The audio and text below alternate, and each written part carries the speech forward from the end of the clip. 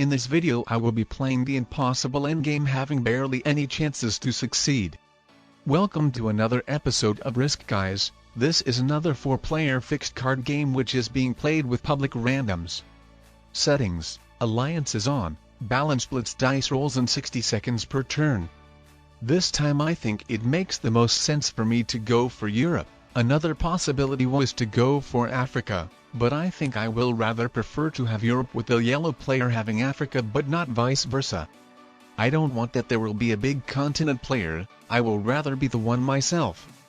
And of course I could have possibly tried going for Australia, but I guess there would have been a high chances that the blue player would have decided to fight for it with me, especially with him not really being able to go for another continent easily. And all in all, let's remember that I'm playing in a public lobby where people, no matter their rank, will literally destroy themselves for Australia.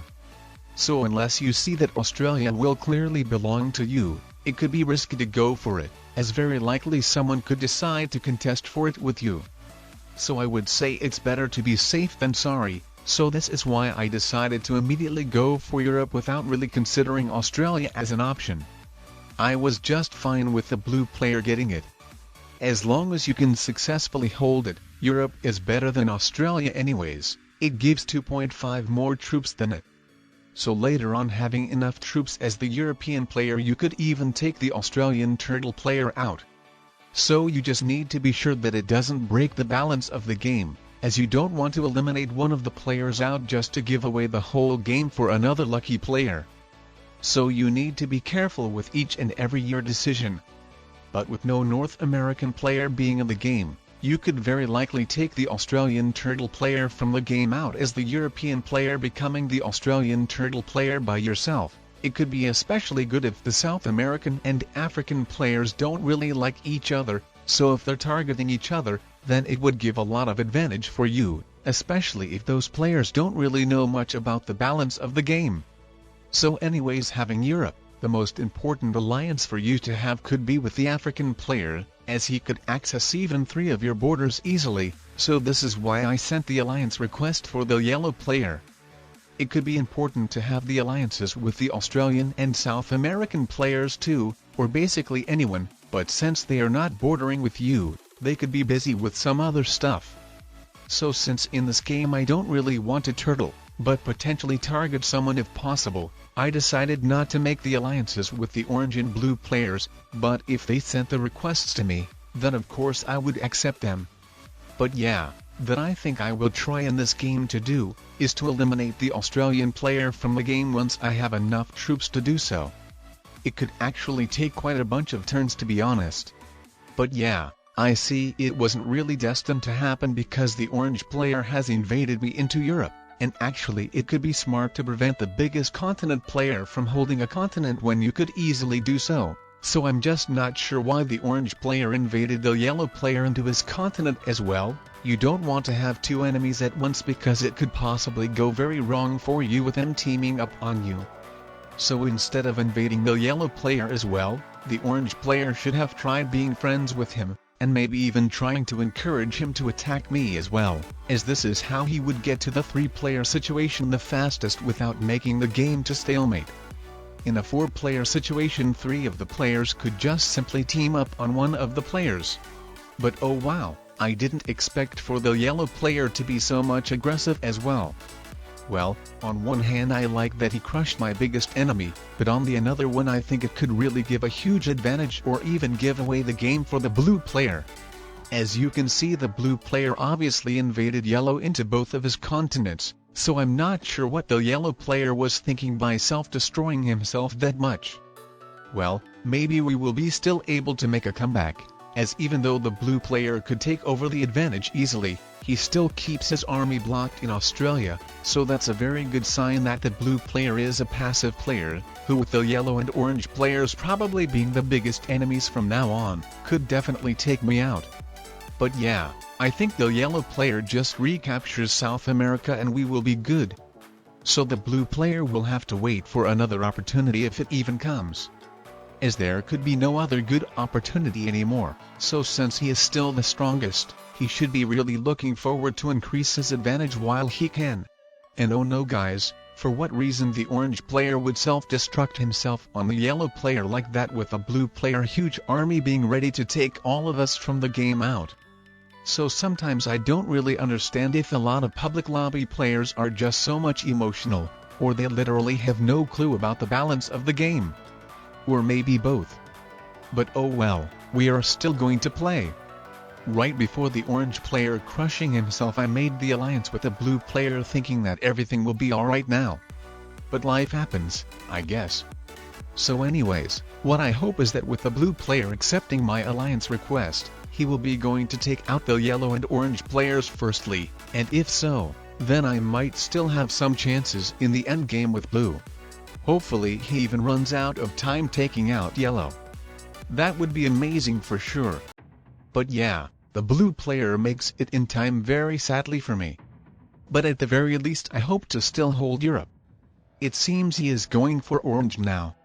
So hopefully this time he won't be that much lucky to make it in time. The timer goes tick-tack. And close call. By the half of second the blue player misses to take the last territory of the orange player. Even though the orange player had one card, it's still fortunate for me because that would have made 5 cards for the blue player, and with him trading in set once again, he would have ruined my European troop bonus.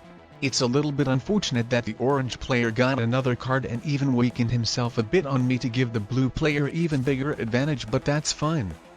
Anyways, with the blue player basically being my only opponent, obviously I have to invade him into all of his continents. It would just be dumb to let him hold all of that when there are only 2 of us left, and besides that with him being stronger than me. So actually I'm not even sure why the blue player got so mad on me judging by the emojis he sent.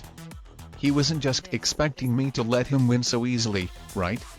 I sent the alliance request to him obviously for a joke, that he wouldn't be targeting me and taking a huge advantage over all of us while the orange and yellow players were going nuts on each other.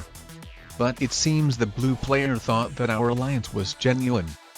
And I mean, it's kinda funny how many lower ranked players take the alliances too seriously. Well, it was good for me that he didn't invade me into Europe back then, that's for sure. But yeah, it seems to be the impossible endgame for me. If the blue player plays well, I have no chances to win. As you can see, even with me capturing all these territories, the blue player still has more troops, and obviously one big army has the advantage over the same number of troops distributed in the territories of ones, as by capturing these territories with your big army, you basically lose no troops, while your troop count stays the same. So yeah, but at the very least the blue player fortunately didn't invade me into Australia, plus I've got 2 extra territorial troops by having 16 territories. And finally breaking through all of the blue player's continents successfully helps out as well. So maybe after all the game hasn't been lost yet. That's kinda unfortunate that the blue player got a set at 3 cards, but on the other hand it was only 4 troops won. So maybe it's for the better that he traded it in immediately rather than potentially waiting for a better set. But I'm not sure though, maybe it was actually smart, as even with waiting for 2 more turns, he wasn't guaranteed to get a 10 troop set. So instead of waiting, he was able to immediately decrease my advantage for a little bit. As let's remember, the more territories you have, the more troops you get, and the fewer territories your opponent has, the fewer troops he gets, so even a small amount of the territories could be very important in a deciding endgame like. Fortunately it seems I will be able to hold Australia. After trading in a set, it was my main focus to guarantee for myself holding it and then to capture some additional territories to decrease the blue player's territorial troop bonus. So just the bad thing is that all of these territories were in Asia. It would have been much better for me to capture the territories in other continent areas, especially in South America, Africa and North America, as these continents are the easiest to capture and hold after Australia. And especially to have a lot of territories captured around South America, as with it only having 2 borders, the blue player could eventually try guarding and successfully hold it if he is lucky enough. And with that being said, I have just failed to invade him into South America. And with him having the territorial advantage, the situation starts to get better for him once again. I thought I will make a comeback, but now it can be tough once again. too bad I don't have a set at 4 cards. As with the blue player having it, and even a 10 troops 1, the situation just looks miserable to me. But I'm still not giving up no matter how bad the situation looks to me. As after all, it seems the blue player isn't taking from the advantageous situation as much as he could. He doesn't capture as many territories as possible, and even lets me hold barely guarded Australia. So with me breaking through all of the blue player's continents once again, the situation doesn't look as bad to me anymore. So I think I might even win, as with me being so fortunate enough, I even have a 10 troop set at 3 cards. So I'm breaking through blue's continents and taking over Australia, and with me additionally capturing South America, I doubt the blue player would be able to break through both of my continents successfully. At least for one turn until he trades in a set. Well, it was said too soon. As the blue player traded in a 10 troop set at 3 cards. So if I knew that he had a set, then I guess instead of taking Australia I would have captured as many territories of him as possible. As now it brings me to the same bad situation once again.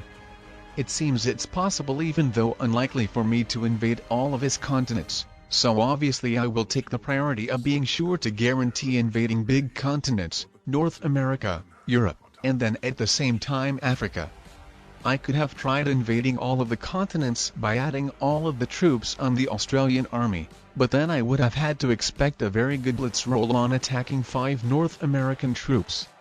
So taking the risk into the consideration, I decided that it would be better to be guaranteed invading North America.